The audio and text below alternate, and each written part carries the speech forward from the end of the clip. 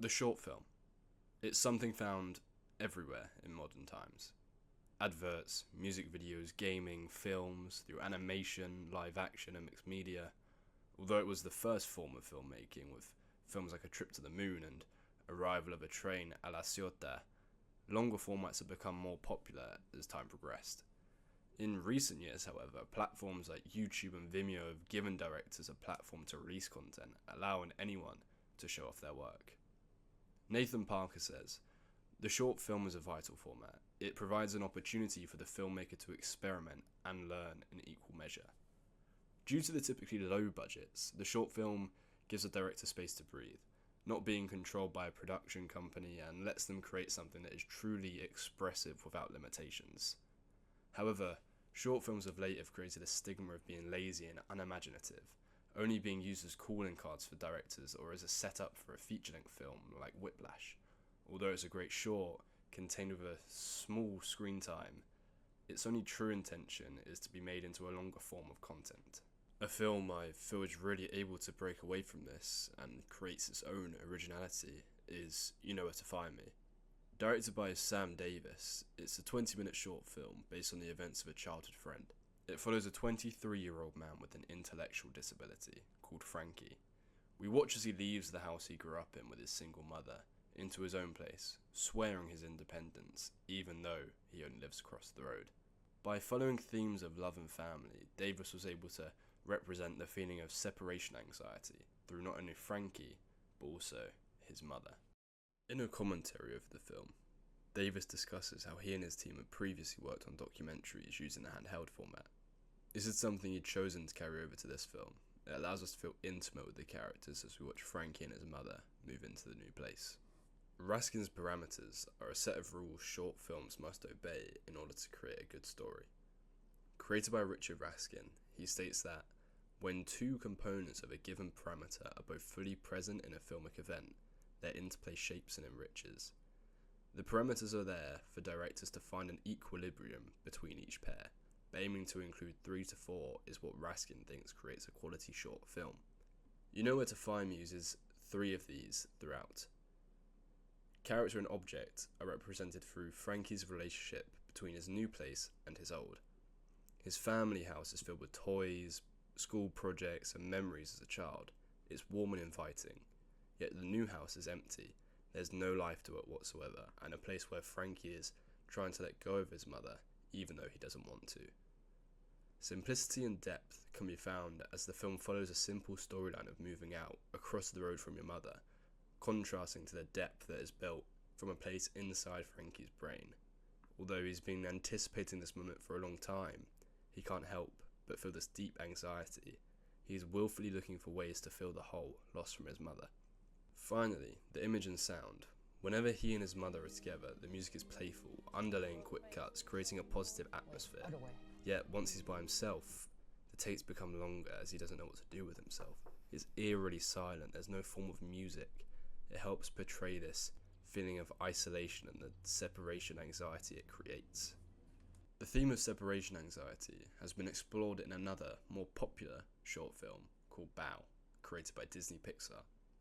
It follows a mother who replaces her son with a bow bun that she intricately shapes before raising like a child. Similarly to You Know Where to Find Me, the films both explore the loneliness of accepting independence, but in contrasting ways, one being a mother, the other being a son. Reese discusses, the strongest way to engage a spectator is by appealing to our general concern for other people, making us feel sympathy, admiration, and compassion. When a character is easy to empathise with, their pure nature makes an audience want them to achieve. Both the mother in Bow and Frankie in You Know Where to Find Me are faultless characters, both wanting to move on, yet not being able to because of their loving nature. You Know Where to Find Me provokes a general concern more authentically, as it has time to linger. Comparatively, Bow is a much shorter piece, and we come to its conclusion quicker. This is due to their target audience. The Pixar piece appears before a longer film, to a younger target audience, so their attention span isn't as much.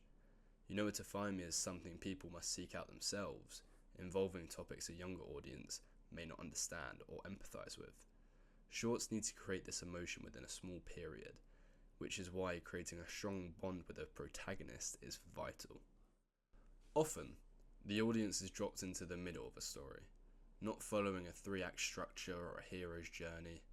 In his book, The Philosophy of Composition, Poe explains how, if any literary work is too long to be read in one sitting, we must be content to dispense with immensely important effect, derivable from unity of impression. Essentially, if a piece of literature is too long, the effect you want to give the audience will become inconceivable. This is often where longer formed content can begin to add irrelevant scenes to fill in time or gaps. If this were a feature-length film, we'd see Frankie interact more at the car wash, the yard sale would be played for longer, and other side characters would be explored further. But this short doesn't intend to do that. It only fully explores Frankie and his mother as it's their story. We don't need to see other people's perspectives, as it would diminish the effect of Frankie's separation anxiety, following the rule that short films are intended to engage, not tell. The strongness of their connection is the hold of the story. There isn't any necessity for anything else to be added, as their bond is what Davis wants to convey to the audience. The telephone scene is a vital part of showing their connection. Although it's such a simple scene, it's so inviting. They take such a mundane task and show this excitement, confusion, frustration and endearment all at once as this boiling pot of a scene shows their relationship.